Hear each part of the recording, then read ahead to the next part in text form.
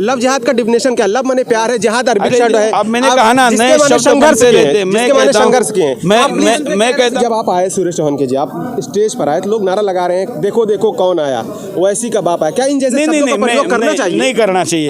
आप पर भी इल्जाम लगता है कि आप हिंदू मुस्लिम कार्ड खेलते हैं, आप मानवतावाद नहीं कर सकते? हमारे साथ इस वक्त सुरेश चौहान के जी हैं, जो जंतर मंतर पर लव जिहाद के खिलाफ दर्शन किए। सर, लव जिहाद प्रदर्शन कर रहे हैं, क्या बताना चाह रहे हैं, संदेश क्या है? हमने कहा कि हम इंडोर बैठक करें, उससे अच्छा है कि हम सार्वजनिक तौर पर एक बैठक करेंगे, जो कि लोगों को मीडिया के कैमरे के सामने हम अपनी रणनीति बताएंगे।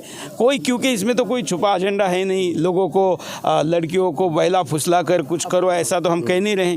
हम तो यही कह रहे कि हम बेटी बचाना चाहते हैं, और बेटी किसी की भी हो, वो किसी, हम उसको बेटी की तरफ धर्म के एंगल से नहीं देखते, लेकिन हमारी बेटियों की तरफ धर्म के एंगल से देखकर उनके जीवन बर्बाद करना चाहने वाले जो लोग हैं, उन लोगों को मैं ज़रूर ये चाहूँगा कि वो इस विषय में अब पीछे हट जाए। नहीं तो अब लोग जाग चुके हैं, सड़क पर उतरे हैं, कानून मांग रहे हैं। अगर वो निराशा में रहेंगे तो फिर घर में भी घुसेंगे। मुख्तार अब्बास नकवी, शहनवाज हुसैन, ये सारी हिंदू महिलाओं से शादी की हैं, क्या कहना चाहेंगे? देखिए, दो प्रकार से मैं इस तरीके का विश्लेषण करता हूँ। जिन्होंने अपने मर्जी से किया था और जिनका जीवन यशस्वी तौर पर चल रहा है, उन मैटर को देखने का नज़रिया लोगों का अलग था। इसको लेकर ना आपने सवाल पूछा, ना हमने कभी इस मुद्दे पर कुछ कहा। लेकिन जब ऐसी घटनाएं अल्पमत में या ऐसी घटनाएं अपवाद हो और एक नियम ये बन जाए कि ज़्यादातर लड़कियों को भगा कर लेके जाओ, उनसे वेश्यावृत्ति कराओ, उनसे फिर बाकी धंधे कराओ, तो फिर वो षड्यंत्र होता है। और इसलिए आज तक ये प्रश्न ना आपने भी किसी को पूछा, मुझे भी आज तक किसी ने नहीं पूछा, लेकिन ये प्रश्न क्यों बन रहा है, इसका उत्तर भी देना चाहिए। सर, एक सवाल और है, बहुत सारे लोग हैं जो देश में है, वो ये कह रहे हैं कि हिंदू लव जिहाद का डिफिनेशन क्या? लव माने प्यार है, जिहाद अरबी शब्द है। अब मैंने कहा ना, नए शब्द संघर्ष किए, मैं कहता हूँ ना, मैं कहता, देखिए, जब संविधान के अधिकारों का हनन होता है, उसके बाद कानून बनते हैं, पहले भी बनते आए हैं। तो ऐसी कोई बात नहीं ना कि हमारा संविधान कोई कुरान और बाइबल तो नहीं है कि एक बार लिख दिया तो दोबारा नहीं बदलेगा। आवश्यकता होगी तो इसमें बदलाव करने की बात तो स्वयं बाबा साहब आम्बेडकर ने कही है, और जो होनी चाहिए। इम्प्लीमेंटेशन नहीं है संविधान का, इसलिए हाँ, ये तो बिल्कुल सच है। इसमें संविधान लिखते समय ऐसा कुछ होगा, इसकी कल्पना उन्होंने नहीं की थी। वो बहुत अच्छे लोग थे, लेकिन उन्होंने ऐसी बुराई की कल्पना नहीं की थी। तो इसलिए अब नहीं की थी, तो लेकिन अब हो रहा है ना, तो अब बनाना पड़ेगा। सर, एक क्या लगता है जो आज लव मैरिज करना चाहते हैं उनके लिए ये? देखिए, ये लव मैरिज है ही नहीं, ना ये लव है ना ये मैरिज है, ये बस एक बदला लेने का युद्ध है, धर्म युद्ध है। डिसाइड कौन करेगा सर? ये घटनाएं डिसाइड करेगी। घटनाएं चिल्ला चिल्ला कर बोलेंगी, आप और मैं नहीं। जो घटनाएं चिल्ला चिल्ला कर बोल रहे हैं, अभी मंच पे आपने देखा एक भगिनी आई हुई थी, ये आप केवल सुरेश चौहान के को मत पूछिए। मैं कहता हूँ, आप अपने सोशल मीडिया, आप जिस भी विचार के होंगे, आप आपके वॉल पर डाल के देखिए, आपको लोग घटनाएं देंगे। आपका नंबर दीजिए, मैं आपके पास कैसेज भेजता हूँ। इसलिए अब ये चर्चा का मुद्दा ही रहा नहीं कि लव जिहाद है कि नहीं, ये जिहाद है ही। अब मुद्दा ये है कि इसको रोका कैसे जाए, दूसरा कुछ नहीं। सर, एक सवाल और है, राहुल गांधी कह रहे हैं नफरत की आंधी में मोहब्बत का पैगाम लेकर चल रहे हैं। देखिए, मैं राहुल गांधी पर बोलकर अपने आंदोलन को राजनीतिक रंग नहीं देना चाहता। राहुल गांधी 5 साल के लिए अपनी पार्टी की सत्ता आए इसलिए संघर्ष करें, और हम हमारी बेटियां बचे इसलिए संघर्ष करें। सत्ता से बड़ी बेटी है, सत्ता से बड़ी माँ है, सत्ता से बड़ी बहन है, सत्ता से बड़े परिवार है, सत्ता से बड़ा संस्कार है, संस्कृति है। इसलिए राहुल गांधी की लड़ाई सत्ता के लिए है और हमारी सत्य के लिए है, दोनों में अंतर है। सर, अभी जब आप आए सुरेश चौहान के जी, आप स्टेज पर आए तो लोग नारा लगा रहे हैं, देखो देखो कौन आया, वैसी का बाप आया। क्या इन जैसे शब्दों का प्रयोग करना चाहिए? नहीं करना चाहिए, और ऐसे शब्दों का उपयोग करना ये गंदी बात है।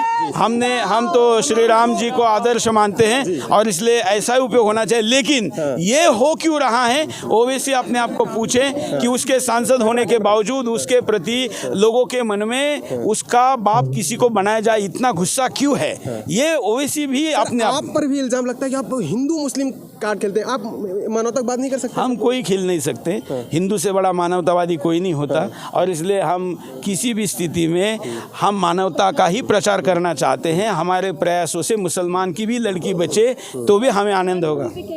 पठान पे मैंने कहा है कि पठान फिल्म का हम बहिष्कार करते थे, कर रहे हैं, और सेंसर बोर्ड ने जो नया 12 कट लगाने के बाद अपनी असंवेदनशीलता दिखा दी है और उसमें वो भगवा रंग बेशर्म रंग वाला मुद्दा हटाया नहीं है, इसलिए मैं उस फिल्म का बहिष्कार जारी रखने की अपील करता हूँ।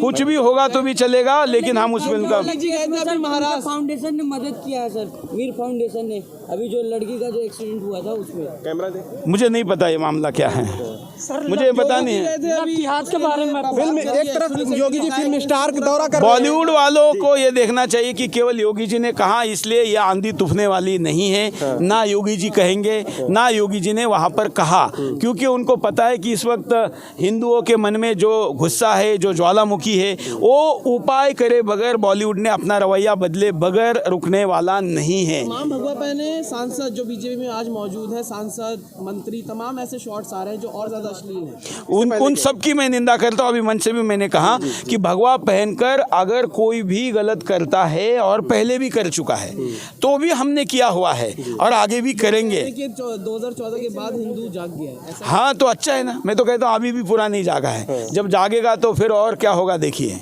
सर लव जिहाद पर एक सवाल, ये पहले से था देश में या इधर? ये केवल हिंदुस्तान में नहीं है, ये हिंदुस्तान के बाहर आप, मैंने कहा ना 100 अब बहुत ज़्यादा, इससे ज़्यादा है, ये तो कुछ नहीं है। 123 देशों के चुनाव पिछले 5 वर्षों में किसी न किसी दल ने अपने देश में लव जिहाद के मुद्दे को ऐड किया है अपने एजेंडे में। मैं तो नाम देता हूँ, आंकड़े देता हूँ। मतलब पिछली सरकारें सोती रही इस मुद्दे पर? हाँ, अभी भी कहीं सो रही है, अभी भी कहीं सो रही है वर्तमान सरकार। बिल्कुल, जब तक कानून नहीं आता। हाँ, माता की जो तस्करियां हो रही हैं, देखिए गाय, गंगा, गायत्री, बेटी, ये सारे एक ही प्रतीक है। ये नारी तत्व को बचाना ज़रूरी है और इसलिए ही ये लड़ाई जारी है। गौ माता तो हम तो माँ का दूध तो 9 महीने ही पीते हैं, लेकिन गौ माता का जीवन भर पीते हैं, इसलिए उसका कर्ज अधिक बड़ा है।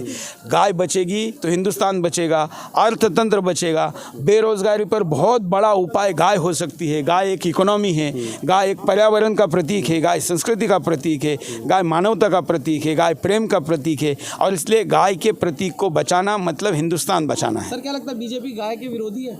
ऐसा तो आप मेरे मुंह से क्यों कहलवाना चाह रहे हैं? आप ऐसा क्यों कह रहे हैं? हम देखिए, हम कह रहे हैं कि वहाँ पे मीट मैं कह रहा हूँ कि जहाँ पर भी जिस भी दल की सरकार है, इरिस्पेक्टिव ऑफ पार्टी, वहाँ पर गाय की रक्षा का कानून आना चाहिए। और जिसकी भी है और रक्षा नहीं हो रही है, ये उसमें जो सरकार ने कहा है कि बीफ की व्याख्या में भैंस भी आती है, भारत का जो डिफिनेशन ऑफ बीफ है, और ये उसका बड़ा है। इसलिए हम भारत सरकार को कहते हैं कि बीफ के डिफिनेशन में गाय का अलग, भैंस का अलग करिए, असली आंकड़ा आ जाएगा तो आपके ऊपर सवाल नहीं उठेंगे। तो सरकार को भी, मोदी सरकार को भी अपनी इमेज की स्पष्टता के लिए बीफ कहने पर गाय और भैंस को अलग करना चाहिए। उन लोगों को क्या कहेंगे जो लिंच कर देते हैं, बाद में निकलता मीट? कोई लिंचिंग की असली घटना नहीं हुई है, ये सब फर्जी है हिंदू को बदनाम करने का। ये नेशनल मीडिया सब असली चला था, ऐसा आपको लगता है? ऐसा है नहीं, गोदी मीडिया भी कहा जाए। हाँ, नहीं तो हाँ है ना, NDTV भी है, सब है। तो हम तो कहते हैं कि इस देश का मीडिया मानवतावादी बने। ठीक है, धन्यवाद।